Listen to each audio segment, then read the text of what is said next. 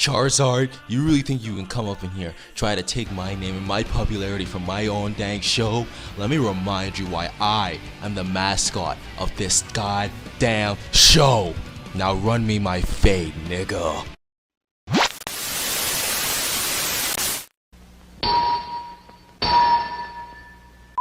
Alright, ladies and gentlemen, we are back! Welcome back, ladies and gentlemen, to the greatest comebacks in anime history. And today, we got ourselves a special case. This is the 2K special case. So today, how I normally would do this, I would just talk about like a bunch of people who've had like different types of comebacks. But today, we're doing something special. We're doing something a little bit different. Today, we're just going to be talking about one person who deserves to be in the hall of comeback. This man is basically Comeback McGee, if I could give him a personal nickname, and that man is none other than the eternal 10-year-old legend AshKetchum. Like, come on, let's all agree with ourselves here, bro. This man is a comeback legend. I can't think of the amount of times AshKetchum has just gotten clapped, but somehow he manages to just come back with a strong and powerful W. Like, his name, like, in him of himself is a walking W. He might take a lot of L's, don't get me wrong, this man takes so many L's, bro, it's kind of embarrassing, but this man somehow always manages to turn them into W's at the end of the day, bro. It is insane.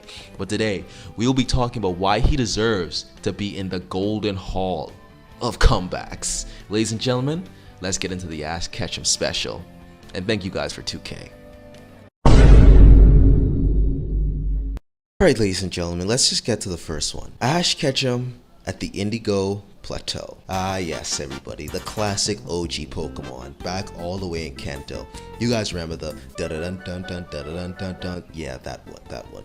We're going all the way back there to talk about Ash's, at least one, his L's throughout the entirety of the first Pokemon show. So basically, Ash had finally got all of his 8 gym badges, and he was actually participating in the league, the Indigo League. And he was actually doing what? He was kicking butt. Honestly, he was doing really well. Until finally, he had to fight his good old friend, Richie. Now you see, I'm not gonna lie to you guys, I think Richie is one of the worst Pokemon trainers. These two basically were about to have their battle. And this is one of the worst battles I think I've ever seen throughout the entirety of the Pokemon League. But oh my god, Ash is just done so dirty. The fight starts off with Squirtle versus Butterfree. And Squirtle honestly came out a little hard and gut checked Butterfree, just gave him that. And then after this, Butterfree just used Sleep Powder and just knocked him out. And the referee said, "You're out! Squirtle is deemed unconscious." I'm like, bro, what? Sleep is a status condition. How does that count? That makes no sense. Ash just took it like a champ. #1 homeboy Pikachu, and he immediately makes work of that Butterfree, just taking that thing down. And then afterwards he sends out his Charmander, and I'm just like, this nigga does not deserve a Charmander, like my god. And anyways, Charmander was actually starting to tee off on Pikachu, and Pikachu actually got clapped. It was just like, oh my god, bro, it's just so weird. Pikachu just like, after everything it's been through, it for some reason can't beat a Charmander, but whatever, bro, whatever. But anyways, Ash is down to his like last Pokemon that he can use, because he can only use 3 Pokemon at a time during these matches. So he's just like, alright, who should I send out? Should I send out my, I can't send out freaking Pidgeotto. Pidgeotto's still tired after carrying me here, because Ash came to this battle a little bit late. And he says he can't send out Bulbasaur because Bulbasaur is a grass type, which I'm like, okay, respectable, at least you know your type advantages. And so he decides to risk it with Charizard. I kid you not. Charizard, the main Pokemon that doesn't listen to him. And honestly, he's just kind of stupid though. I actually want to just genuinely like ask Charizard, what did Ash do to him? Because like genuinely, this man got 8 gym badges, the Pokemon still didn't respect him, and for being a Pokemon that you saved from dying, you know, you think you'd care a little bit more, but I don't know, maybe evolution's just built different, I don't know. But anyways, he sends out Charizard, and you know, for a hot minute, Charizard actually looks like he's like actually into like battling, you know, it's like he's getting into it. Because he managed to get out Richie's Charmander, and then Richie sends out Pikachu, and then this is when it just, like this is just embarrassing, bro. Charizard just falls asleep on the battlefield.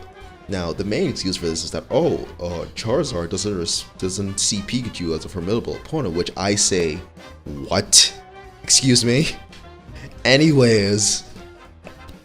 But yeah, after this, Ash ended up basically losing the league. This man was basically just heartbroken. Man had to just like had his cap down, just like trying to like not be broken down about this and say, good match, bro, good match. And he just shakes hands with Richie. But this was one of the most fattest L's this man has ever taken, bro. This man got shafted because of a Pokemon that didn't want to listen to him. Alright, ladies and gentlemen, let's move on to the next one. The next one we got is AshKetchum versus Drake. Now, after Ash taking his big L, he decides to head to the Orange Isles and take on the challenge there. And I'm not gonna hold you. Ash was actually holding himself pretty well in the challenge. He did really well and got all the badges he needed to participate in the final part of it, where he can be dubbed an Orange League champion. And honestly, I was kind of excited too. I was rooting for him. I was like, hell yeah, Ash, pop off. Let's see you pop off. He had to face off against this dude by the name of Drake, who infamously had this Dragonite that I think he liked a little too much, bro. The battle basically starts, and Ash starts the battle off with his Pikachu, while Drake leads out with his Ditto. And basically Ditto just does what Ditto does best and just transforms into Pikachu. And it was a bit of a frustrating battle at first, but somehow Ash managed to somehow clutch up with Pikachu and they pull out a W, which I'm like, God, Ash, okay, I see you. And this isn't the Ash's like only W throughout the match. He was actually clapping throughout this entire match, bro. He was actually looking like a competent trainer. Onyx, clap that. Gengar, it was a tie, but he still clapped it. Venusaur, gone with his Tauros. Which I would like to also bring up that he's never like actually properly used in a battle. This was his first time actually using Tauros. Like Ash was literally teeing off and popping off, and I was actually kind of impressed. I was cheering for Ash throughout this entire fight, bro. It was really tight. But then after clapping some cheeks, Ash finally had to deal with Drake's Dragonite, and oh lord, bro, this thing brought in the herd. This thing was eliminating Pokemon left and right, bro. This thing took out Charizard, who finally listens to him, by the way. He sent out Squirtle. Squirtle did some good hits. It wasn't bad, but still couldn't do anything. Then he sends out Tauros. Tauros actually teed off against this thing, bro. Tauros was holding his own, and it was actually hella respectable. That thing was definitely an MVP throughout this fight. And then it was just up to Ash and his good old buddy Pikachu. When I first saw this fight, I was genuinely just like, damn, bro, how is Pikachu gonna beat this big old pseudo legendary? And this thing basically had another Pikachu, right? He was basically just like fighting it off, and it was actually looking a bit tired too, like breathing heavily and stuff like that. And then Pikachu managed to do the ultimate play, bro. This thing was about to blast a Hyper Beam at Pikachu to take it down. Pikachu, with its wits, used its tail as like a spring, bounced up in the air like he was on Sonic type timing, and grabbed onto Dragonite's whiskers, I think? Eyebrows? I mean, would you call them more of eyebrows or whiskers? I don't know, whatever they are. He basically just let out the most powerful thunder. This thing basically just got a clear check, bro. It was wraps, bro. And that was the end of this freaking Dragonite, bro. It fell out. It needed a revive, bro. But Ash, being the mad lad that he is, managed to clutch up and take a W by winning the Orange League. Now, I know a lot of people don't count the Orange League. It's a bit of a weird one, but I personally would like to count it because, hey, I think we should at least give Ash some credit. He actually learned throughout his mistakes in the Indigo League, and he managed to get to this point. So, good on you, Ash. And this is one of Ash's actual W's.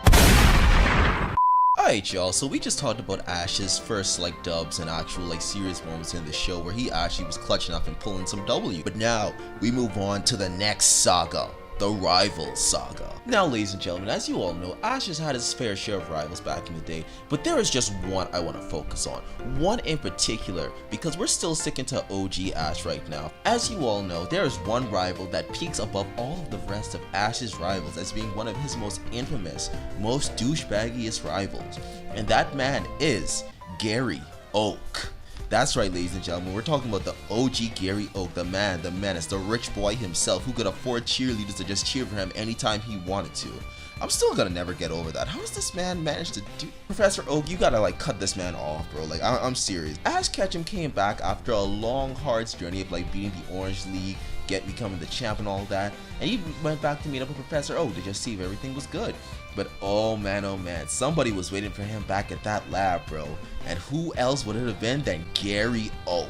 Ash, seeing his good old rival, was just like, alright, little nigga, you think you can beat me? I already came 16th place in the league, and I whooped the Orange League.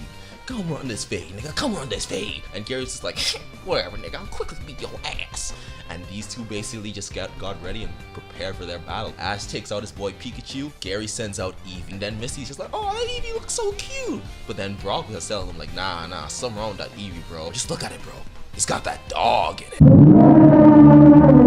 So the battle starts and Pikachu's already ready to dash down this Eevee, bro. But this Eevee, thinking that we're in some different type of anime, pulls out the barrier! Just literally freaking blocking Pikachu's attack, bro. He didn't take any damage from that, bro. Then Eevee comes out pulling the Kagebushin Ujutsu! And Pikachu, there you go, trying to hit this Eevee, even though it's made different clones of itself, bro. It wasn't even gonna, this was not gonna work, bro. I don't know what Pikachu was thinking, bro. Then Eevee was getting ready to strike this thing, but then Pikachu busts out the Ultra Instinct, just going like...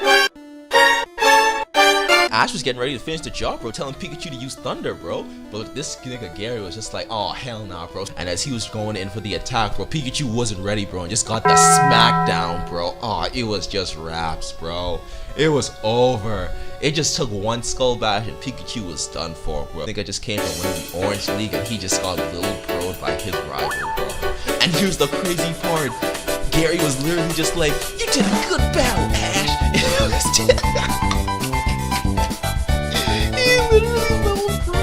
As Gary was about to leave, Ash was like, hey yo nigga, I ain't gonna forget this nigga. I'm gonna run your fate at the next league, bro. You better watch yourself, nigga. I'm gonna get it back in blood, for real this time.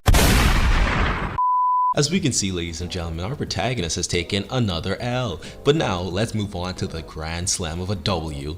Ash versus Gary in the Pokemon League. Alright now, ladies and gentlemen, so after Ash had his whole journey in Johto, he was on his way to participate in the Johto League. And would you believe it, the first matches between him and Gary, they wanted to squash this beef real quick, bro. And I'm not gonna lie to you, I was kind of worried about Ash, I was kind of worried about him.